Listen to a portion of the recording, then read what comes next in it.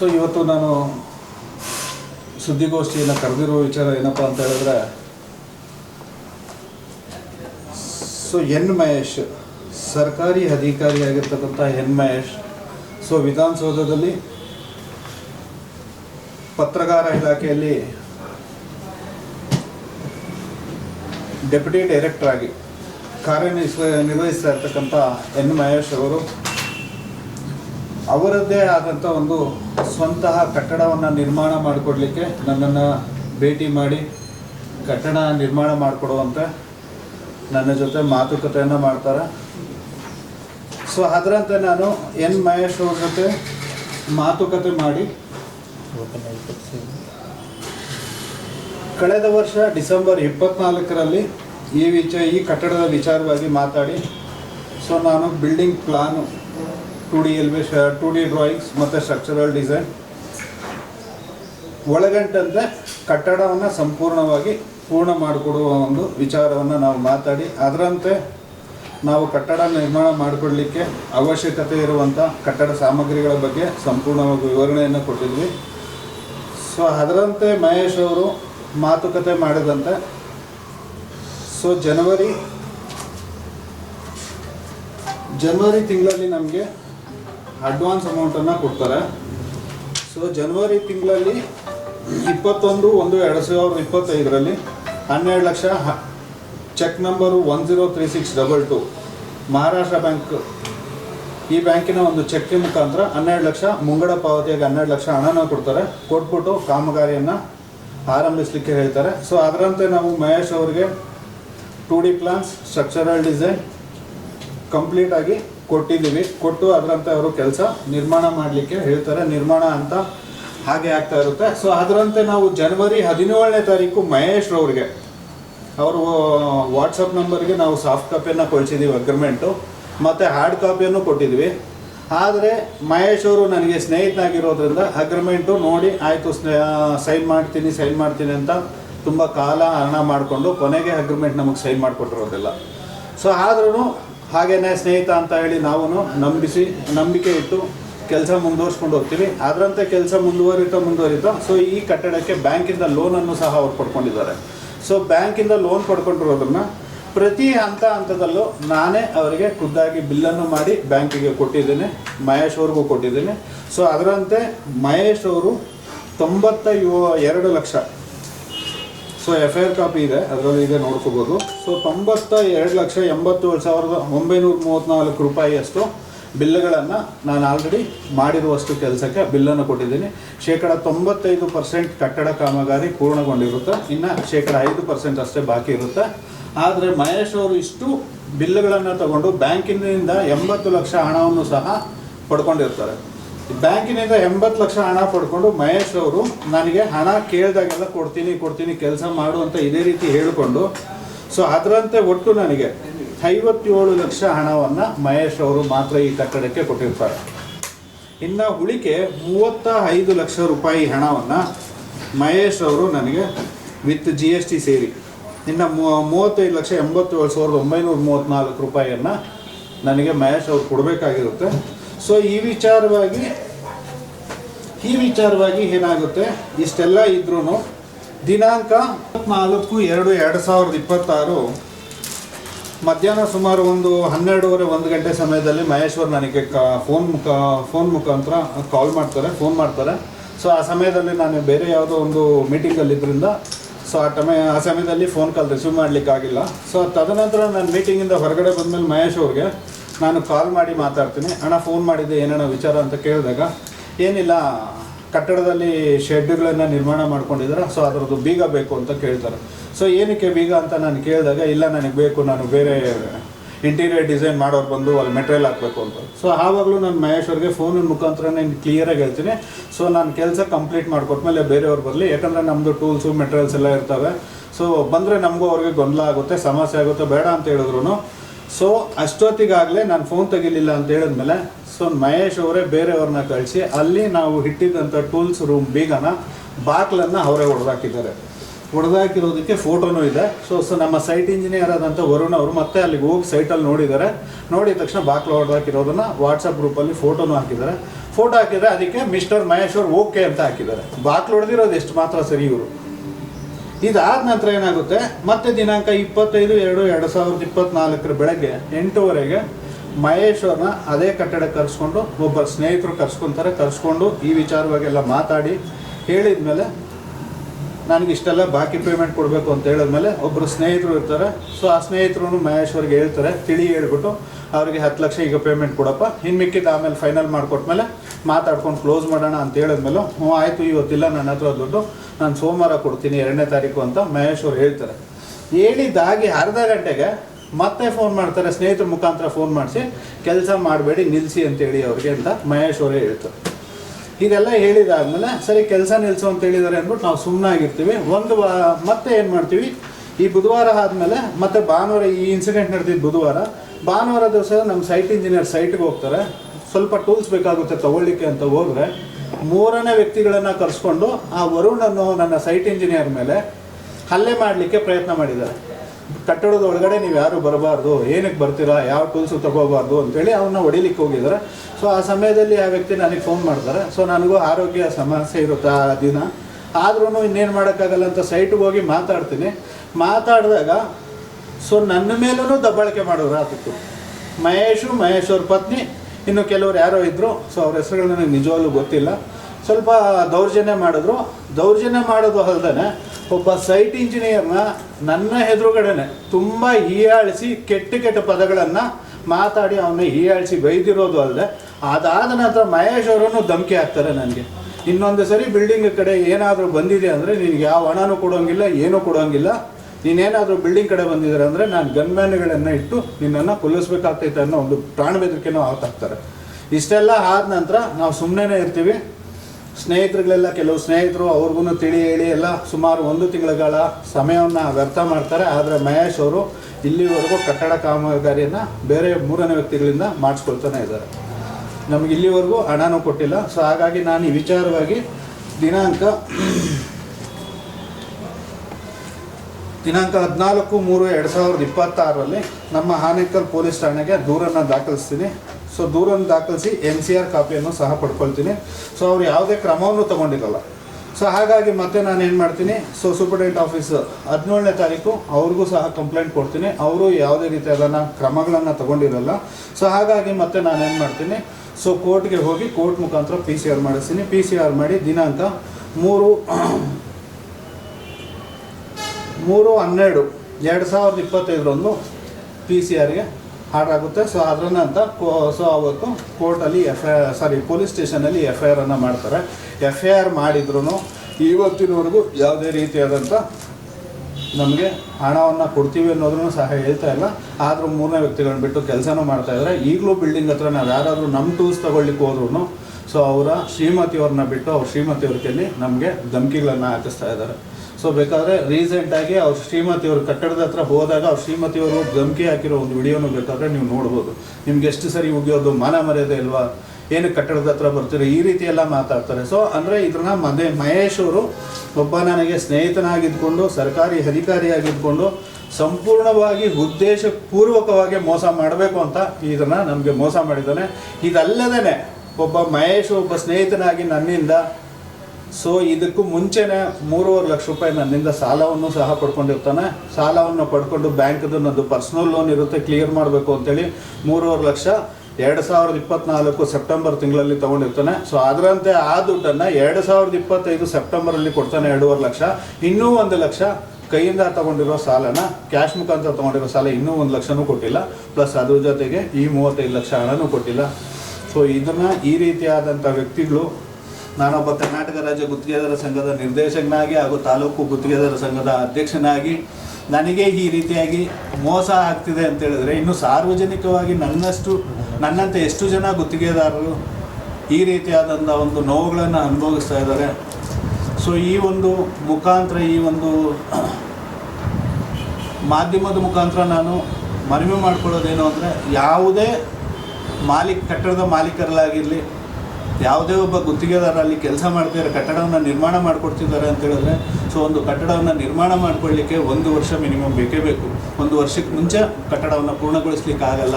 So ಹಾಗಾಗಿ ಯಾವುದೇ ಗುತ್ತಿಗೆದಾರರು ಕಟ್ಟಡ ಮಾಲೀಕರಿಗೆ ಮೋಸ ಅಂತೂ ಮಾಡೋದಿಲ್ಲ. ಸೊ ಒಂದು ಸಿವಿಲ್ ಕನ್ಸ್ಟ್ರಕ್ಷನ್ಸ್ ಅಂತ ಹೇಳಿದ್ರೆ, ಸೊ ಯಾರು 100% ಕೆಲಸ ಮಾಡಲಿಕ್ಕೆ ಲಿಟ್ಲ್ ಬಿಟ್ ಎಲ್ಲೋ ಒಂದು ಕಡೆಯಿಂದ ಸಣ್ಣ ಪುಟ್ಟ ತಪ್ಪುಗಳು ಹಾಗೆ ಆಗ್ತವೆ. ಆದರೂ ಯಾವುದೇ ರೀತಿಯಾದಂಥ ಕಾಂಟ್ರಾಕ್ಟರ್ಗಳಿಗೆ ಸಮಾಜದಲ್ಲಿ ಯಾವುದೇ ಆದಂಥ ಕಟ್ಟಡ ಮಾಲೀಕರು ಈ ರೀತಿಯಾಗಿ ಅನ್ಯಾಯ ಮಾಡೋದು, ದೌರ್ಜನ್ಯ ಮಾಡೋದು ಈ ಥರ ಮಾಡಬಾರ್ದು ಅಂತ ಈ ಮುಖಾಂತರ ನಾನು ಕೇಳ್ಕೊಳ್ಳಿಕ್ಕೆ ಇಷ್ಟಪಡ್ತೀನಿ. ಧನ್ಯವಾದಗಳು. ಮತ್ತು ಯಾವ ಸರ್ ಮಹೇಶ್ ಅವರು ನನಗೆ ಸ್ಕೂಲ್ನಲ್ಲಿ ಸಬ್ ಜೂನಿಯರ್ ಬ್ಯಾಚ್ಮೆಂಟು. ನಾನು ಓದಿದ್ದು ಭಾರತೀಯ ಸ್ಕೂಲಲ್ಲೇ, ಮಹೇಶ್ ಅವರು ಭಾರತೀಯ ಸ್ಕೂಲಲ್ಲೇ ಓದಿದ್ದು. ಸೊ ನನಗೆ 2 ವರ್ಷದ ಸಬ್ ಜೂನಿಯರ್ ಬ್ಯಾಚ್ಮೆಂಟ್ ಅಂತ. ಸ್ವಂತ ಯಾವ ಊರು ಸರ್? ಸ್ವಂತ ತಮಿಳ್ನಾಡು ತಳಿಯವರು, ಬಟ್ ಮೂಲ ಆನೆಕಲ್ಲಲ್ಲೇ ಬಂದು ಸೆಟ್ಲಾಗಿರೋದು ಅವರು. ಸೊ ಅವ್ರ ಸ್ಕೂಲ್ ಡೇಸಿಂದನೂ ನಾನು ನೋಡ್ತಾ ಇರೋದು ಆನೆಕಲ್ಲಲ್ಲೇ ಇರೋದು. ತಮ್ಗೆ ಒಂದು ಬಿರುಕು ಬಿಡೋದು ಕಾರಣ ಏನು ಮುಖ್ಯವಾಗಿ? ತಾವು ಕೂಡ ತಮ್ಮಲ್ಲಿ ತಪ್ಪಿದೆ ಸರ್, ಯಾಕಂದ್ರೆ ತಾವು ಕೂಡ ಅಗ್ರಿಮೆಂಟ್ ಮಾಡ್ಕೊಂಡಿಲ್ಲ, ಆಮೇಲೆ ಕೆಲಸ ಕೂಡ ಕಂಪ್ಲೀಟ್ ಮಾಡ್ಕೊಡಿಲ್ಲ ನೀವು. ಅದು ತಮ್ಮದು ಕೂಡ ತಪ್ಪಿದೆ ಅಂತ ಕಾಣಿಸ್ತಾ ಇದೆ ಸರ್. ಇಲ್ಲಿ ಕೆಲಸ ನಾನು ಕಂಪ್ಲೀಟ್ ಮಾಡಿಕೊಟ್ಟಿಲ್ಲ ಅನ್ನೋದನ್ನ ನಾನು ಯಾವತ್ತೂ ಕೆಲಸ ನಿಲ್ಲಿಸಿಲ್ಲ. 95% ಅಷ್ಟು ಕೆಲಸ ಈಗಾಗಲೇ ಮುಗಿಸ್ಕೊಟ್ಟಿದ್ದೀನಿ ನಾನು. ಸೊ ಮುಗಿಸ್ಕೊಟ್ಟಿರೋ ಈಗೇನು ನಾನು ಕೆಲಸ ಮಾಡಿದ್ದೀನಿ ಅಷ್ಟಕ್ಕೆ ಬ್ಯಾಂಕಿಗೆ ಬಿಲ್ ಕೊಟ್ಟಿರೋದು. ನಾನು ಪೂರ್ತಿ ಬಿಲ್ ಬ್ಯಾಂಕಿಗೆ ಕೊಟ್ಟಿಲ್ಲ. ನಾನು ಏನು ಕೆಲಸ ಮಾಡಿದ್ದೀನಿ ಅಷ್ಟಕ್ಕೆ ಬಿಲ್ ಕೊಟ್ಟಿರೋದು. ಅಷ್ಟು ದುಡ್ಡನ್ನು ನನಗೆ ಅವ್ರು ಕೊಟ್ಟಿಲ್ಲ. ಸೊ ಬ್ಯಾಂಕಿಂದ 80 ಲಕ್ಷ ರೂಪಾಯಿ ರಿಲೀಸ್ ಆಗಿದೆ ಪೇಮೆಂಟ್ ಅವರಿಗೆ. ಅವ್ರು ನನಗೆ ಕೊಟ್ಟಿರೋದು ಬರೀ 57 ಲಕ್ಷ. ಸೊ ಇದ್ರ ಜೊತೆಗೆ ಮಹೇಶ್ ಅವರು ಇನ್ನೊಂದು ಕೆಲಸ ಮಾಡ್ತಾರೆ. ಸೊ ಈ ಒಂದು ಇನ್ಸಿಡೆಂಟ್ ಆಗೋಕ್ಕೂ ಮುಂಚೆ ನನಗೆ ಒತ್ತಡ ಹೇರ್ತಾ ಇದ್ದೆ. ನವಂಬರಿಂದ ದುಡ್ಡು ಬೇಕು ನನಗೆ, ಸೊ ದುಡ್ಡು ಬೇಕು, ಸ್ವಲ್ಪ ಬೇಗ ರಿಲೀಸ್ ಮಾಡಿದ್ರೆ ನಾನು ಬೇಗ ಕೆಲಸ ಮುಗಿಸ್ಕೊಟ್ಟು ಹೋಗ್ತೀನಿ ಅಂತ ನಾನು ಯಾವಾಗ ಒತ್ತಡ ಹೇರ್ಲಿಕ್ಕೆ ಸ್ಟಾರ್ಟ್ ಮಾಡಿದೆ ನವಂಬರ್ ತಿಂಗಳಿಂದ. ಸೊ ಮಹೇಶ್ ಅವ್ರು ಏನು ಮಾಡ್ತಾರೆ, ಡಿಸೆಂಬರ್ ತಿಂಗಳಲ್ಲಿ ಅಣ್ಣ ನನಗೆ ಬ್ಯಾಂಕ್ದು ಎಲ್ಲ ಫ್ರೀಸ್ ಆಗಿಬಿಟ್ಟಿದ್ದಾವೆ, ನನ್ನ ಅಕೌಂಟ್ಗಳೆಲ್ಲ ಫ್ರೀಸ್ ಆಗಿಬಿಟ್ಟಿದ್ದಾವೆ, ದಯವಿಟ್ಟು ನನಗೆ ಕಟ್ಟಡದ ಕ್ಲಿಯರೆನ್ಸ್ ಸರ್ಟಿಫಿಕೇಟ್ ಕೊಡು ಅಂತ ತುಂಬ ರಿಕ್ವೆಸ್ಟ್ಫುಲ್ಲಾಗಿ ಕೇಳಿದ್ರು ನನಗೆ. ನಾನು ಯಾವುದೇ ಕಾರಣಕ್ಕೂ ಕಟ್ಟಡ ಕಂಪ್ಲೀಟ್ ಮಾಡಿದ್ರೆ ನಾನು ಕ್ಲಿಯರೆನ್ಸ್ ಸರ್ಟಿಫಿಕೇಟ್ ಕೊಡೋಕ್ಕೆ ಬರೋಲ್ಲ. ಸೊ ಕೊಟ್ಟರು ಇನ್ ಕೇಸ್ ಬ್ಯಾಂಕಲ್ಲಿ ನನ್ನದೇ ಬಿಲ್ಸ್ಗಳನ್ನು ಸಬ್ಮಿಟ್ ಮಾಡಿರೋದ್ರಿಂದ ನಾಳೆ ದಿವಸ ಅವ್ರೇನಾದ್ರು ಬಂದು ಇದು ಮಾಡಿದಾಗ ನನಗೆ ಸಮಸ್ಯೆ ಆಗುತ್ತೆ. ಹಾಗಾಗಿ ನಾನು ಕೊಡಲಿಕ್ಕೆ ಬರೋಲ್ಲ. ಏನು ಪ್ರಾಬ್ಲಮ್ ಇಲ್ಲ, ನಂದೇನಿಲ್ಲ, ಬ್ಯಾಂಕಿಂದ ಇದು ಅಕೌಂಟ್ಗಳೆಲ್ಲ ಫ್ರೀಸ್ ಆಗಿಬಿಟ್ಟಿದೆ, ಸರ್ಕಾರಕ್ಕೆ ಸಲ್ಲಿಸಬೇಕು, ದಯವಿಟ್ಟು ನನಗೆ ಕೊಡಿ ಅಂತ ಕೇಳ್ತಾರೆ. ನಾನು ಆಗಲೂ ಕೊಡೋಲ್ಲ. ಸೊ ಹಾಗಾಗಿ ಮಹೇಶ್ ಅವರು ಎಷ್ಟೇ ನನ್ನನ್ನು ಕೇಳಿಕೊಂಡ್ರು ನಾನು ಕೊಟ್ಟಿರೋದಿಲ್ಲ. ಸೊ ಆ ವಿಚಾರವಾಗಿ ಮಹೇಶ್ ಅವರು ನನಗೆ ಒಂದು ಕಾಪಿಯನ್ನು ಕಳಿಸಿರ್ತಾರೆ. ಸೊ ವಾಟ್ಸಪ್ಪಲ್ಲಿ ಬೇಕಾದರೆ ನಾನು ಸುಳ್ಳು ಹೇಳಲ್ಲ ನೋಡ್ಕೊ ಅಂತ ಹೇಳ್ತಾರೆ. ಬಟ್ ನಾನು ಆ ವಾಟ್ಸಪ್ ಕಾಪಿನೂ ನಾನು ಓಪನ್ ಮಾಡಿ ನೋಡಿಲ್ಲ. ಸೊ ಯಾವಾಗ ಅವ್ರು ಕಳಿಸಿದ್ರೆ ಅನ್ನೋದು ನಾನು ಈಗಲೇ ನಿಮಗೆ ತಿಳಿಸ್ಕೊಡ್ತೀನಿ. ಸೊ ಮಹೇಶ್ ಅವರು ಕಂಪ್ಲೀಟಾಗಿ ಉದ್ದೇಶಪೂರ್ವಕವಾಗಿ ದುಡ್ಡು ಕೊಡಬೇಕಂತ ಇದು ಮಾಡ್ತಾರೆ, ಮೋಸ ಮಾಡೋರು. ನೋಡಿ, ಡಿಸೆಂಬರ್ 30ನೇ ತಾರೀಕೆ ಈ ಡಾಕ್ಯುಮೆಂಟ್ ನಾನು ಓಪನ್ನೂ ಮಾಡಲಿಲ್ಲ. ಅವರು ಈ ಡಾಕ್ಯುಮೆಂಟ್ ಕಳಿಸ್ಬಿಟ್ಟು ಹೇಳ್ತಾರೆ, ಇದು ಸರ್ಕಾರದ ಡಾಕ್ಯುಮೆಂಟು, ನೀವು ಚೆಕ್ ಮಾಡ್ಕೊಳ್ಳೋಣ, ನಂದೆಲ್ಲ ಅಕೌಂಟ್ಗಳು ಫ್ರೀಸ್ ಆಗಿಬಿಟ್ಟಿದ್ದಾವೆ, ನಾನು ನಿಮಗೆ ದುಡ್ಡು ಕೊಡೋಕ್ಕೂ ಆಗ್ತಾ ಇಲ್ಲ ಅಂತ ಈ ಡಾಕ್ಯುಮೆಂಟು ಕಳಿಸ್ತಾರೆ. ನಾನು ಆವತ್ತೂ ಈ ಡಾಕ್ಯುಮೆಂಟು ಓಪನ್ ಮಾಡಲ್ಲ. ನಾನು ಹೇಳಿದೆ ಒಂದೇ ಮಾತು, ನಾನು ಯಾವ ಡಾಕ್ಯುಮೆಂಟು ಕಳಿಸ್ಬೇಡ, ನಾನು ಯಾವುದು ನೋಡಲ್ಲ, ನಾನು ಕ್ಲಿಯರೆನ್ಸ್ ಸರ್ಟಿಫಿಕೇಟ್ ಕೊಡೋಕ್ಕೆ ಬರಲ್ಲ ಅಂತ ಕ್ಲಿಯರಾಗೂ ಹೇಳಿಬಿಟ್ಟೆ. ಅದು ಹೇಳಿದ್ದಾದಮೇಲೆ ಮಹೇಶ್ ಅವರು ಇಷ್ಟೆಲ್ಲ ಅವಾಂತರಗಳನ್ನು ಮಾಡಿ ಇವತ್ತು ನನಗೆ ದುಡ್ಡು ಕೊಡ್ದಿರ ಇಷ್ಟೆಲ್ಲ ಮೋಸ ಮಾಡಿ, ಒಬ್ಬ ಸಾರ್ವಜನಿಕವಾಗಿ ಅಧಿಕಾರಿಯಾಗಿದ್ದುಕೊಂಡು ಒಬ್ಬ ಸ್ನೇಹಿತನಾಗಿದ್ದುಕೊಂಡು ಇಷ್ಟೆಲ್ಲ ಮೋಸ ಮಾಡ್ತಾನೆ ಅಂದರೆ ಇನ್ನು ಬೇರೆಯವರೆಲ್ಲ ಸ್ನೇಹಿತ ಅನ್ನೋ ಪದಕ್ಕೆ ಅರ್ಥನೂ ಇದ್ದಿದ್ದಂಗೆ ಮಾಡಿದ್ದಾನೆ ಈ ಮನುಷ್ಯ. ನೀವು ಬೇರೆ ಬಿಸ್ನೆಸ್ ಮಾಡಿದ್ರೆ ಸರ್, ನೀವು ಇಬ್ಬರು ಜೊತೆ ಕೂತ್ಕೊಂಡು ಬೇರೆ ಯಾವ್ದಾದ್ರು ಬಿಸ್ನೆಸ್ ಮಾಡಿದ್ರೆ ರಿಯಲ್ ಎಸ್ಟೇಟ್ ಇರ್ಬೋದು, ಖಂಡಿತ ಇರ್ಬೋದು, ಮಾಡಿದ್ದೀರಾ? ಖಂಡಿತ ಯಾವ ನೀವೇನಾದ್ರು ಕೊಡ್ಬೇಕು ಅವ್ರಿಗೆ ಅಂತ? ಖಂಡಿತ ನಾನು ಯಾವ ವ್ಯವಹಾರನೂ ಮಹೇಶ್ ಅವ್ರ ಜೊತೆ ಮಾಡಲಿಲ್ಲ. ನಾನು ಪ್ಯೂರ್ಲಿ ಕನ್ಸ್ಟ್ರಕ್ಷನ್ ಬಿಟ್ಟರೆ ಬೇರೆ ಏನು ಬಿಸ್ನೆಸ್ ನಾನು ಅಡಿಷನಲ್ ಯಾವುದು ಸೈಡ್ ಬಿಸ್ನೆಸ್ ನಾನು ಯಾವುದು ಇಟ್ಕೊಂಡಿಲ್ಲ. ನಾನು ಸರ್ಕಾರಿಯಿಂದ ಟೆಂಡರ್ಗಳನ್ನು ನೋಡ್ಕೊಂಡು ಕೆಲಸ ಮಾಡ್ತೀನಿ. ಅದು ಬಿಟ್ಟರೆ ಖಾಸಗಿ ಕೆಲಸಗಳನ್ನು ಮಾಡ್ತೀವಿ. ನೀವೇನಾದ್ರು ಅವ್ರ ದುಡ್ಡು ಗಿಟ್ಟು ತೊಗೊಂಡಿದ್ರ, ಅದನ್ನು ಆರ್ಡರ್ ಮಾಡಿಸೋದಕ್ಕೆ, ಇನ್ನೊಂದು ಕೆಲಸ ಮಾಡಿಸೋದಕ್ಕೆ ಏನಾದರೂ ಈ ಥರ ಹೊಂದಾಣಿಕೆ ಏನು ಮಾಡ್ಕೊಂಡು ದುಡ್ಡು ಗಿಟ್ಟು ತೊಗೊಂಡಿದ್ರ? ನಾನು ಯಾವುದು ಮಹೇಶ್ ಅವ್ರ ಹತ್ರ ಆ ರೀತಿಯಾದಂಥ ವ್ಯವಹಾರ ಇಲ್ಲ, ಯಾವ ಆರ್ಡರ್ಸು ಇಟ್ಕೊಳ್ಳಿ. ಯಾಕಂದರೆ ಮಹೇಶ್ ಅವ್ರು ಮಾಡ್ತಾ ಇರೋದು ಪತ್ರಕಾರ ಇಲಾಖೆಯಲ್ಲಿ. ಆಮೇಲೆ ನಿಮಗೆ ಇನ್ನೊಂದು ವಿಚಾರ ಗೊತ್ತಿರ್ಬೋದು. ಸೊ ನನ್ನ 25 ವರ್ಷ ಕೆರಿಯಲ್ಲಿ ಇಲ್ಲಿವರೆಗೂ ಯಾವುದೇ ಸರ್ಕಾರಿ ಅಧಿಕಾರಿಗೆ ನಾನು ಇಲ್ಲಿವರೆಗೂ ₹1 ಲಂಚವನ್ನು ಕೊಟ್ಟಿಲ್ಲ. ಸೊ ಹಾಗಾಗಿ ಮಹೇಶ್ ಅವ್ರಿಗೆ ನಾನು ಯಾವುದೋ ಒಂದು ವಿಚಾರಕ್ಕೆ ಲಂಚ ಏನು ಕೊಡಬೇಕಾಗಿದೆ ಇಲ್ಲಿ. ಸೊ ಸರ್ಕಾರಿ ಕೆಲಸನೇ ನಾನು ಪ್ರಾಮಾಣಿಕವಾಗಿ ಮಾಡುವನು, ಇನ್ನು ಖಾಸಗಿ ಕೆಲಸನೇ ಇನ್ನೆಷ್ಟು ಪ್ರಾಮಾಣಿಕವಾಗಿ ಮಾಡ್ತೀನಿ. ಸೊ ಮಹೇಶ್ಗೂ ನನಗೆ ಯಾವುದೇ ರೀತಿಯಾದಂಥ ವ್ಯವಹಾರಿಕ ಇಲ್ಲ, ವ್ಯವಹಾರಗಳಿರೋದು. ಸೊ ಮಹೇಶ್ ಅವರು ಸೊ ಸಂಪೂರ್ಣವಾಗಿ ಇದನ್ನು ಉದ್ದೇಶಪೂರ್ವಕವಾಗಿ ಮಾಡಿದ್ದಾರೆ. ಸೊ ಏನು ಅಂತ ಹೇಳಿದ್ರೆ, ಸೊ ಈ ವಿಚಾರ ಮಾತಾಡಿದಾಗ ನನಗೆ ಒಬ್ಬ ಸ್ನೇಹಿತರು, ಸ್ಟಾರ್ಟಿಂಗು ಮಹೇಶ್ಗೂ ನನಗೆ ಒಂದು ಸ್ನೇಹಿತರೆ ಮಧ್ಯದಲ್ಲಿ ನಿಂತ್ಕೊಂಡು ಮಾತಾಡಿದ್ದು. ಸೊ ಅವರು ಆವತ್ತು ಹೇಳ್ತಾರೆ ಸ್ನೇಹಿತರು ಕ್ಲಿಯರಾಗಿ, ಅಣ್ಣ 85 ಲಕ್ಷ ಏನು ಲೋನ್ ಆಗಿದೆ, ಇಷ್ಟೇ ದುಡ್ಡಿರೋದು, ಇಷ್ಟು ದುಡ್ಡಲ್ಲೇ ಕಂಪ್ಲೀಟ್ ಸಿವಿಲ್ ಮುಗಿಸಿ ಪ್ಲಸ್ ಇಂಟೀರಿಯರ್ ಮುಗಿಸಿ ಪ್ಲಸ್ ಅವ್ರ ಪರ್ಸನಲ್ ಕಮಿಟ್ಮೆಂಟು ಇದರಲ್ಲೇ ಮುಗಿಸ್ಕೋಬೇಕು ಅಂತ ಅವ್ರು ಹೇಳ್ತಾರೆ. ಸೊ ಅದಕ್ಕೆ ತಕ್ಕನಾಗಿ ನಾವು ಡಿಸೈನ್ ಮಾಡಿಕೊಂಡು ಬಿಲ್ಡಿಂಗಿಗೆ ಹೋಗಿರ್ತೀವಿ. So overall civil construction cost ಆಗ್ತಿದ್ದೆ 72 ಲಕ್ಷ ರೂಪಾಯಿ ಸಿವಿಲ್ ಕನ್ಸ್ಟ್ರಕ್ಷನ್ ಕಾಸ್ಟ್ ಆಗ್ತಿದ್ದು. ಸೊ ಅವ್ರಿಗೆ ಪ್ಲ್ಯಾನ್ ಫ್ರೀಯಾಗಿ ಕೊಟ್ಟಿದ್ದೀನಿ, ಸ್ನೇಹಿತ ಅಂದ್ಬಿಟ್ಟು ಸ್ಟ್ರಕ್ಚರಲ್ ಡಿಸೈನ್ ಫ್ರೀ ಕೊಟ್ಟಿದ್ದೀನಿ, ಮತ್ತು ಎಲಿವೇಷನ್ ಫ್ರೀಯಾಗಿ ಕೊಟ್ಟಿದ್ದೀನಿ. ನಾನು ಡಿಸೈನ್ಸನ್ನು ಫ್ರೀಯಾಗಿ ಕೊಟ್ಟಿದ್ದೀನಿ, ಕಾಸ್ಟ್ ಯಾವುದು ಚಾರ್ಜ್ ಮಾಡಲಿಲ್ಲ.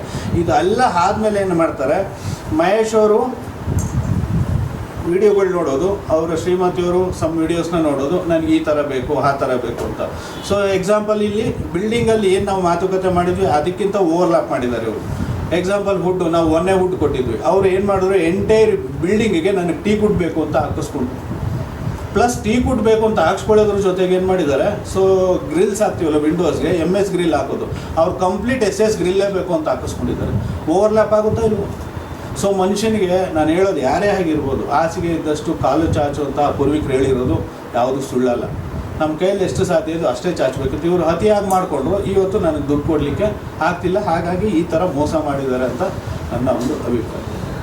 ಆ ವಿಚಾರವಾಗಿ ನೆರೆಹೊರೆ ಬಿಲ್ಡಿಂಗ್ ಅವರು ಹೇಳ್ತಾರೆ, ಒಪ್ಪಂದಕ್ಕಿಂತ ಹೆಚ್ಚಾಗಿ ಕೆಲಸ ಮಾಡಿಸ್ಕೊತಾ ಇದ್ದಾರೆ. ಅದು ಆ ಒಂದು ಅಸಿಸ್ಟೆಂಟ್ ಮೇಲೆ ತುಂಬ ದೌರ್ಜನ್ಯ ತಾವು ವಿಚಾರವದ್ದು ಸರ್, ಸಾಕಷ್ಟು ಸಮಾಜ ನೋಡಿದ್ರ, ತಾವು ಯಾಕೆ ಈ ಬಲೆಗೆ ಬಿದ್ರಿ ಅಂತ. ಸರ್ ಏನಾಯ್ತು, ಯಾಕಂದ್ರೆ ಎಲ್ಲ ಪ್ರತಿಯೊಂದು ವಿಚಾರ ತಮ್ಗೆ ಗೊತ್ತು, ಇಷ್ಟೊಂದು ಅನುಭವ ಇರೋಂಥವ್ರು ಗೊತ್ತಿದ್ದು ಯಾಕೆ ಬಿದ್ರಿ ಅಂತ. ಸರ್ ಗೊತ್ತಿದ್ದು ಯಾಕೆ ಬಿದ್ವಿ ಅಂತ ಹೇಳಿದ್ರೆ, ಒಬ್ಬ ಸ್ನೇಹಿತ. ಸೊ ಮೊದಲನೇದಾಗಿ ಯಾರೇ ಆಗಿರ್ಬೋದು, ಸ್ನೇಹಿತ ಅನ್ನೋ ಪದಕ್ಕೆ ಭಾಳ ಗೌರವ ಕೊಡ್ತೀನಿ ಸರ್ ನಾನು, ಯಾರೇ ಆಗಿರ್ಬೋದು. ಅವನು ನನಗೆ ಸ್ನೇಹಿತ ಅನ್ನೋ ಒಂದೇ ಒಂದು ಕಾರಣಕ್ಕೆ ಆತ ತುಂಬ ನನ್ನನ್ನು ಹೈಡ್ಲ್ ಮಾಡಿಕೊಂಡು ಅಗ್ರಿಮೆಂಟ್ ಮಾಡಿಕೊಡ್ತಿದ್ರೆ ಡಿಲೇ ಮಾಡ್ತಾಯಿದ್ರು. ನಾನು ಪದೇ ಕೇಳಿದ್ರು, ಹಣ ಬಿಡೋಣ ಎಲ್ಲಿ ಹೋಗ್ತೀವಿ ಮಾಡಿಕೊಡ್ತೀವಿ.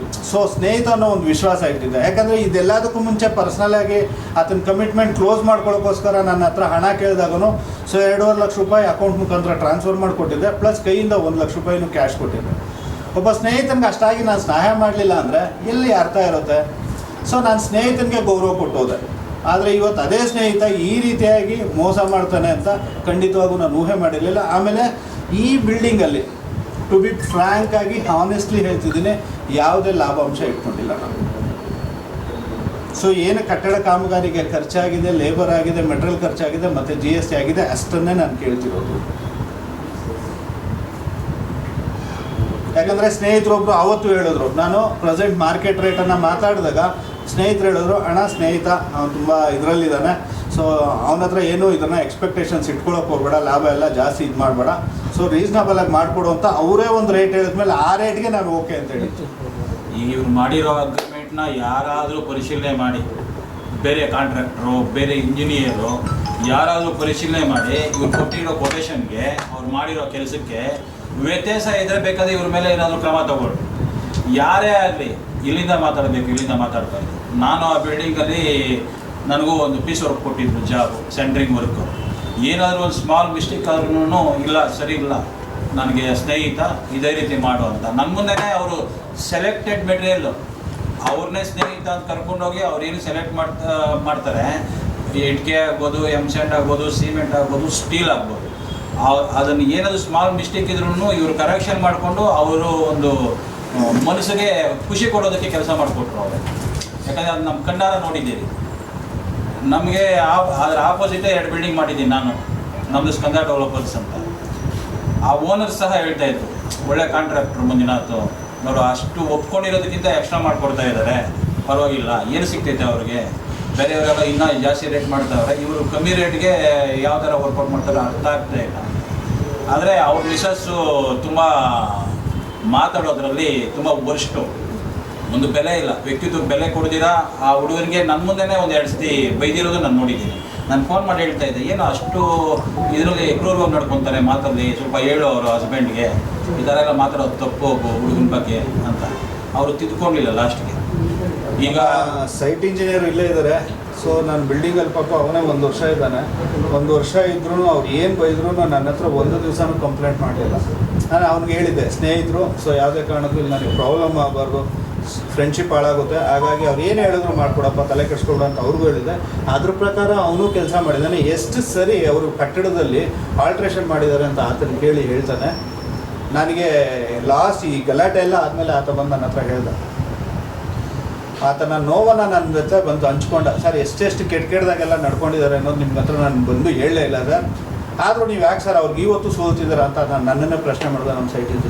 ಒಂದು ಸರಿ ಮಾತುಕತೆ ಆದಮೇಲೆ ಒಂದು ಸರಿ ನಾನು ಈ ಥರ ಇಂಥ ವಸ್ತುಗಳನ್ನ ಹಾಕ್ತೀನಿ ಅಂತ ನಿರ್ಧಾರ ಮಾಡಿ ಒಪ್ಪಂದ ಆದಮೇಲೆ ಅದನ್ನು ಚೇಂಜ್ ಮಾಡಬೇಕಂದ್ರೆ ಅದರದೇ ಆದ ಒಂದು ಬೆಲೆ ಇರ್ತೈತೆ.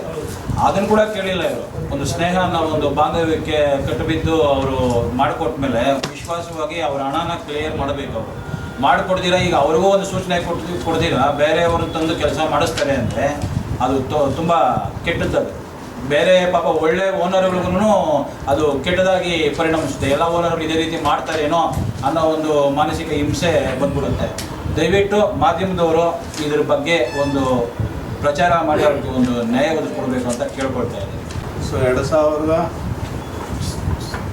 ಜನವರಿ 17, 2025ನೇ ತಾರೀಕು ಮಹೇಶ್ ಅವ್ರಿಗೆ ವಾಟ್ಸಪ್ ಮುಖಾಂತರ ಕಳಿಸಿರೋ ಕಾಪಿ ಪ್ಲಸ್ ಹಾರ್ಡ್ ಕಾಪಿನ ಕೊಟ್ಟಿದ್ದೀವಿ. ಸೊ ಇದನ್ನು ಮಹೇಶ್ ಅವರು ಪರಿಶೀಲನೆಯೂ ಮಾಡಿದ್ದಾರೆ. ಪರಿಶೀಲನೆ ಮಾಡಿ ಮಾತಾಡಿದ್ದಾರೆ. ಎಲ್ಲ ಕರೆಕ್ಟಾಗಿದೆ ಅಣ್ಣ, ಆಯಿತು ಮಾಡೋಣ ಅಂತೇಳಿ. ಸೊ ಟೈಮ್ ಕಿಲ್ ಮಾಡಿಕೊಂಡೆ ಅಗ್ರಿಮೆಂಟ್ ಮಾಡಿಕೊಟ್ಟಿಲ್ಲ. ಕೇಳಿದಾಗೆಲ್ಲ ನಾನು ಬ್ಯುಸಿ ಇದ್ದೀನಿ, ಮಾಡ್ತೀನಿ, ಮಾಡಿಕೊಡೋಣ, ಬಿಡೋಣ, ಫ್ರೆಂಡ್ಶಿಪ್ಪು ಏನಣ್ಣ ಬರುತ್ತೆ, ನೀನೆಲ್ಲೋ ಬಿಡ್ತೀಯ, ನಾನೆಲ್ಲೋ ಬಿಡ್ತೀಯ ಅನ್ನೋ ಮಾತಾಡಿಕೊಂಡು ಅಗ್ರಿಮೆಂಟ್ ಮಾಡಿ. ಆದರೂ ನಾನು ಅಗ್ರಿಮೆಂಟ್ ಮಾಡಲಿಲ್ಲ ಅಂತ ಅವ್ರಿಗೆ ಯಾವುದೇ ರೀತಿಯಾದಂಥ ತೊಂದರೆ ಕೊಟ್ಟಿಲ್ಲ. ಕೊಟ್ಟ ಮಾತಿನಂತೆ ಕಟ್ಟಡವನ್ನು 95% ಪೂರ್ಣಗೊಳಿಸ್ಕೊಟ್ಟಿದ್ದೀವಿ.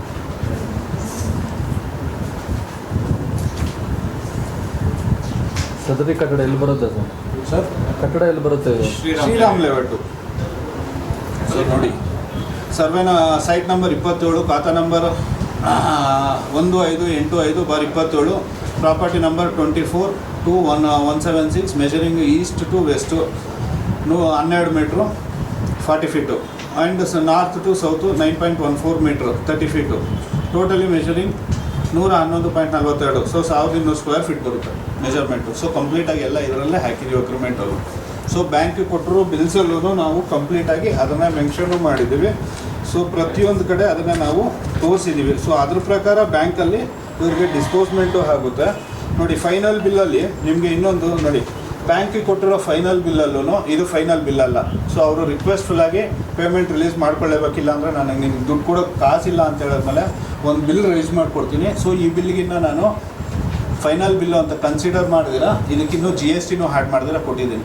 ಯಾಕಂದರೆ ಇನ್ನೂ ಕೆಲಸ ಇನ್ನೊಂದು 5% ಅಷ್ಟು ಕೆಲಸ ಬಾಕಿ ಇದೆ. ಎಲೆಕ್ಟ್ರಿಕಲ್ಲು, ಪೇಂಟಿಂಗು, ಫೈನಲ್ ಪೇಂಟಿಂಗು ಮತ್ತು ಶಟರ್ಸ್ ಫಿಟ್ಟಿಂಗ್ ಇದೆ. ಅದನ್ನೆಲ್ಲ ಮುಗಿಸ್ಬಿಟ್ಟು ಒಂದೇ ಸರಿ ಇದಕ್ಕೆ GST ಸೇರಿಸಿ ಕೊಡೋಣ ಅಂತ ಹೇಳ್ಬಿಟ್ಟು ಈ ಬಿಲ್ ಕೊಟ್ಟಿದೆ. ಸೊ ಇದನ್ನೇ ಬ್ಯಾಂಕಿಗೆ ಅವರು ಕೊಟ್ಬಿಟ್ಟು ಇದು ಮಾಡಿಸ್ಕೊಳ್ತಾರೆ. ಅದರಂತೆ ಬ್ಯಾಂಕ್ ಅವರು ನನ್ನ ಹತ್ರ ಸೀಲು ಸೈನು ತಗೊಳ್ತಾರೆ. ಸೊ ನಾನು ಅವ್ರ ಹತ್ರ ಒಂದು ರಿಸೀವ್ಡ್ ಕಾಪಿನೂ ಸಹ ತೊಗೊಂಡಿರ್ತೀನಿ. ಸೊ ಪ್ರತಿ ಬಾರಿ ಅವರಿಗೆ ಬಿಲ್ಲನ್ನು ಕೊಟ್ಟಿದ್ದೀನಿ ಬ್ಯಾಂಕಿಗೆ. ನೋಡಿ, ಸೊ ಫಸ್ಟ್ ಬಿಲ್ ಕೊಡ್ತೀವಿ. ಸೊ ಫಸ್ಟ್ ಬಿಲ್ ಅವರಿಗೆ ಪ್ಲಿಂತ್ ಲೆವೆಲಿಗೆ ಕೊಡ್ತೀವಿ. ಸೊ ಪ್ಲಿಂತ್ ಲೆವೆಲಿಗೆ ಕೊಟ್ಟಾಗ 15 ಲಕ್ಷ ಇನ್ಕ್ಲೂಡಿಂಗ್ GST ಸೇರಿ 15,91,370 ರೂಪಾಯಿ ಆಗುತ್ತೆ. ಸೊ ಅದೇ ರೀತಿ second bill, so ground floor and first floor slab ಆಗಿದ ತಕ್ಷಣ ಸ್ಲ್ಯಾಬ್ ಲೆವೆಲಿಗೆ ಕೊಡ್ತೀವಿ. 25,12,991 ರೂಪಾಯಿ ಸೆಕೆಂಡ್ ಬಿಲ್ ಕೊಡ್ತೀವಿ. ಸೊ ಮೂರನೇ ಬಿಲ್ಲು ಕೊಡೋದು, ಸೊ ಟೆರೆಸ್ ಫ್ಲೋರ್ ಸ್ಲ್ಯಾಬ್ ಮುಗಿದ ತಕ್ಷಣ ಕೊಡ್ತೀವಿ. 22,36,412 ರೂಪಾಯಿ ಕೊಡ್ತೀವಿ. ಸೊ ನಾಲ್ಕನೇ ಬಿಲ್ ಕೊಡೋದು, ಸೊ ಪ್ಲಾಸ್ಟಿಂಗು, ಒಳಗಡೆ ಹುಡ್ಡು ಹಾಕಿರೋದು ಸೇರಿ ಇದನ್ನು ಬಿಲ್ ಕೊಟ್ಟಿರ್ತೀವಿ. ಹೊರಗಡೆ ಕಾಂಪೌಂಡು ಇಷ್ಟನ್ನು ಬಿಲ್ ಕೊಟ್ಟಿದ್ದೀವಿ. ಸೊ ಇನ್ನೂ ಫೈನಲ್ ಬಿಲ್ಲು ಮಾಡಲಿಲ್ಲ. ಈ ಫೈನಲ್ ಬಿಲ್ಲು ನಾನು ಇನ್ನೂ GSTನೂ ಆ್ಯಡ್ ಮಾಡಿದ್ರೆ ಕೊಟ್ಟಿದ್ದೀನಿ. ಯಾಕೆಂದರೆ ಫೈನಲ್ ಬಿಲ್ ಮಾಡಿದಾಗ GST ಮಾಡಿ ಕೊಡೋಣ ಅಂತ ಹೇಳ್ಬಿಟ್ಟು ಇಷ್ಟನ್ನೇ ಕೊಟ್ಟಿದ್ದೀನಿ. ಇಷ್ಟಕ್ಕೆ ಅವರು ನನಗೆ ಇನ್ನೂ ಬಾಕಿ 35 ಲಕ್ಷ ದುಡ್ಡು ಕೊಡಬೇಕು. 95% ನೀವು ಕಂಪ್ಲೀಟ್ ಮಾಡಿ ಆ ಕಟ್ಟಡಕ್ಕೆ ಬೇರೆಯವರು ಬಂದು ಕೆಲಸ ಮಾಡೋದಕ್ಕೆ ನೀವು ಬಿಡಬಾರ್ದಾಗಿತ್ತಲ್ಲ. ಸರ್, ನಾವು ಬಿಲ್ಡಿಂಗ್ ಹತ್ರ ಹೋದ್ವಲ್ಲ, ಹೇಳಿದ್ನಲ್ಲ ನಿಮಗೆ, ಬಿಲ್ಡಿಂಗ್ ಹತ್ರ ಹೋಗಿ ನಾವು ವಿಚಾರ ಮಾತಾಡ್ಲಿಕ್ಕೆ ಹೋದಾಗ್ಲೂ ಮಾಡಬಾರ್ದು, ಅದೇನಿದೆ ನಮ್ಗೆ ಕ್ಲಿಯರ್ ಮಾಡಿಬಿಟ್ಟು ಮಾಡಲಿ ಅಂತ ಹೇಳಿದಾಗ, ಸೊ ಆವತ್ತೇ ಧಮಕಿ ಹಾಕಿದ್ದು ಮಹೇಶ್ ಅವರು. ನೀನು ಇನ್ನೇನಾದರೂ ಬಿಲ್ಡಿಂಗ್ ಹತ್ರ ನಾನು ಯಾವುದು ನಿನಗೆ 1 ರೂಪಾಯಿ ಹಣ ಕೊಡೋದು ಇಲ್ಲ, ನಿನ್ನ ಕೈಯಲ್ಲಿ ಏನಾಗುತ್ತೋ ಮಾಡ್ಕೋ, ಬಟ್ ಬಿಲ್ಡಿಂಗ್ ಕಡೆ ಏನಾದರೂ ಯಾರಾದರೂ ಬಂದಿದ್ರೆ ನಾನು ಗನ್ಮ್ಯಾನ್ಗಳನ್ನಿಟ್ಟು ಕೊಲ್ಲಿಸೋದಾಗಿ ಅವರು ನನಗೆ ಪ್ರಾಣ ಬೆದರಿಕೆಯನ್ನು ಹಾಕ್ತಾರೆ. ಸೊ ಅದಾದ್ಮೇಲೂ ಪಾಪ ನಮ್ಮ ಸೈಟ್ ಇಂಜಿನಿಯರ್ 2 ಸರಿ ಹೋಗಿದ್ದಾರೆ, 2 ಸರಿ ಹೋಗಿನೂ ಬೈಸ್ಕೊಂಡು ಬಂದಿದ್ದಾರೆ, ಕೆಟ್ಟದಾಗೆ ಬೈದು ಕಳಿಸಿದ್ದಾರೆ. ಬೇಕಾದರೆ ನೀವು ಅದೊಂದು ವಿಡಿಯೋ ಇದೆ ಕೇಳಿಸ್ಕೋಬೋದು ನೀವೆಲ್ಲರೂ. ಈಗ ಪೆಂಡಿಂಗ್ ವರ್ಕ್ ಮಾಡೋಂತ ಯಾರು ನೆಕ್ಸ್ಟ್ ಟೈಮ್ ಅವ್ರನ್ನಾದ್ರೂ ನೀವು ಸ್ಟಾಪ್ ಮಾಡಬೇಕು. ನಮ್ಗೆ ಇನ್ನೂ ಬ್ಯಾಲೆನ್ಸ್ ಕ್ಲಿಯರ್ ಮಾಡಲಿಲ್ಲ ಸರ್. ನಂದು ಸರ್ ಅಲ್ಲಿ ಕೆಲಸ ಮಾಡೋರ್ಗು ನಾನು 2 ಸರಿ ಹೇಳಿದ್ದೀನಿ. ಸೊ ಈ ರೀತಿಯಾಗಿ ಇವರು ಮಾಡಿದ್ದಾರೆ. ಸೊ ನನಗೆ ಇಷ್ಟು ಬಾಕಿ ಬರಬೇಕಿದೆ, ದಯವಿಟ್ಟು ನೀವು ಕೆಲಸ ಮಾಡಬೇಡಿ ನಿಲ್ಲಿಸಿ ಅಂತ ಅವ್ರಿಗೆ ಹೇಳಿದ್ರು. ಮಹೇಶ್ ಅವರೇ, ಯಾವನ್ ಬಂದರೂ ನೀವು ತಲೆ ಕೆಡಿಸ್ಕೋಬೇಡಿ, ನೀವು ಮಾಡಿ, ನಾನು ಯಾವನಿಗೂ 1 ರೂಪಾಯಿ ಕೊಡೋಂಗಿಲ್ಲ. ನಾನು ವಿಧಾನಸೌಧದಲ್ಲಿ ಕೆಲಸ ಮಾಡೋದು, ಅವರು ಅವ್ರ ಶ್ರೀಮತಿಯವರು ಇಬ್ಬರು ಇದೇ ಪದ ಬಳಸ್ತಾರೆ. ನಮ್ಮ ಯಜಮಾನರು ವಿಧಾನಸೌಧದಲ್ಲಿ ಕೆಲಸ ಮಾಡೋದು, ಯಾರಿಗೂ ಭಯ ಬೀಳೋ ಅವಶ್ಯಕತೆ ಇಲ್ಲ, ಕೆಲಸ ಮಾಡಿ ಅಂತ ಹೇಳೋದು. ಇದೇ ರೀತಿ ಮಾತುಗಳನ್ನು ಮಾತಾಡಿ ಅವರು ಕೆಲಸ ಬೇರೆಯವ್ರ ಕೈಲಿ ಮಾಡಿಸ್ಕೋತಾರೆ. ಟಿಲ್ ನಾವು ಇಲ್ಲಿವರೆಗೂ ನಾವು ಸೈಟಲ್ಲಿ ನಾವು ಇಟ್ಟಿರೋ ಟೂಲ್ಸು, ಸೊ ಪ್ಲಂಬಿಂಗ್ ಐಟಮ್ ಇದೆ, ಎಲೆಕ್ಟ್ರಿಕಲ್ ಐಟಮ್ ಇದೆ, ಮತ್ತು ವಿಂಡೋ ಶಟರ್ಸ್ ಎಲ್ಲ ಅಲ್ಲೇ ಇಟ್ಟಿದ್ದೀವಿ ರೆಡಿ ಮಾಡಿ, ಯಾವುದನ್ನು ತೊಗೊಂಡಿಲ್ಲ. ಇದು ಬಿಟ್ಟು ಸೊ ಕೆಲಸ ಮಾಡಲಿಕ್ಕೆ ಬೇಕಾಗಿರ್ತಕ್ಕಂಥ ಟೂಲ್ಸ್ಗಳು, ಮಟ್ಕೋಲ್ ಆಗಿರ್ಬೋದು, ಕರ್ಣೆ ಆಗಿರ್ಬೋದು, ಗಾರ್ಚಕ್ಕೆ ಆಗಿರ್ಬೋದು, ಆಮೇಲೆ ಪೇಂಟಿಂಗ್ ಕೆಲಸ ಮಾಡಲಿಕ್ಕೆ ಜೂಲ ಆಗಿರ್ಬೋದು, ಸ್ಟೂಲುಗಳಾಗಿರ್ಬೋದು, ಪ್ರತಿಯೊಂದು ಈಗಲೂ ಶೆಡ್ಡಲ್ಲಿದೆ, ಮಿಷನರಿ ಸಮೇತ ಅಲ್ಲೇ ಇಟ್ಟಿದ್ದೀವಿ. ಅದನ್ನೂ ಸಹ ತಗೊಳ್ಳಿಕ್ಕೆ ಬಿಡ್ತಾ ಇಲ್ಲ. ಬಿಲ್ಡಿಂಗ್ ಹತ್ರ ಹೋದರೆ ಕೆಟ್ಟದಾಗೆ ಬೇಕಿದ್ದಾರೆ. ಸೊ ಹಾಗಾಗಿ ನಾನು ಕಾನೂನು ಚೌಕಟ್ಟಿನಲ್ಲೇ ಹೋಗೋಣ ಅಂತೇಳಿ ಕಂಪ್ಲೇಂಟ್ ಕೊಟ್ಟು ಎಲ್ಲ ಮಾಡಿ, ಸೊ ಕಂಪ್ಲೇಂಟು ಆಗಿದೆ, ಅದ್ರ ಪ್ರಕಾರ FIR ಆಗಿದೆ. ಇನ್ನು ಮುಂದಿನ ದಿನಗಳಲ್ಲಿ ಏನಾಗುತ್ತೆ ಅಂತ ನಿಮ್ಮ ಮೇಲೆ ಪ್ರಾಣ ಬೆದರಿಕೆ ಇದೆ ಅಂತ ಹೇಳ್ತಾರೆ. ಹೌದು ಸರ್, ಪ್ರಾಣ ಬೆದರಿಕೆ ಇದ್ದಾರೆ. ಮಹೇಶ್ ಅಂತೂ ತುಂಬ ಪ್ರಾಣ ಬೆದರಿಕೆ ಹಾಕಿದ್ದಾರೆ. ಪೊಲೀಸ್ ಕಂಪ್ಲೇಂಟ್ ಕೊಟ್ಟಿದ್ದಾರೆ ಸರ್ ಕಂಪ್ಲೇಂಟ್ ಕೊಟ್ಟಿದ್ದೀನಿ ಪೊಲೀಸರು. ಒಂದು ಸರಿ ಹೋದಾಗ 2 ಸರಿ ಹೋದಾಗ ಅವ್ರು ಸಿಕ್ಕಿದ್ದಾರೆ. ಇನ್ನು 4-5 ಬಾರಿ ಅವ್ರ ಊರನ್ನೇ ಕಳಿಸಿದಾಗ ಅವ್ರ ಅಸಿಸ್ಟೆಂಟ್ನ ಅವ್ರು ಬಂದಿಲ್ಲ. ಮಹೇಶ್ ಅವರು ಡ್ಯೂಟಿನಲ್ಲಿ ಇದ್ಕೊಂಡು ಹೆಂಗಸರು ಬಿಡ್ತಾರೆ. ಏನಾದರೂ ಸ್ವಲ್ಪ ಹೆಚ್ಚು ಕಮ್ಮಿ ಮಾತಾಡಿದಾಗ ನಮಗೆ ಮಾನ ನಷ್ಟ ಅದು ಇದು ಅಂತ ಹೇಳ್ಬಿಟ್ಟು ಹೆಂಗಸರು ಮುಂದೆ ಬಿಟ್ಟು ಆ ರೂಪದಲ್ಲಿ ಏನಾದರೂ ಪ್ರತೀಕಾರ ತೀರಿಸ್ಕೊತಾರೇನೋ ಅನ್ನೋ ಒಂದು ಭಯನೂ ನಮಗಿದೆ. ಅದರಿಂದ ನಾವು ಹೆಂಗಸರ ಹತ್ರ ಏನು ಮಾತಾಡೋಕೆ ಹೋಗಲಿಲ್ಲ.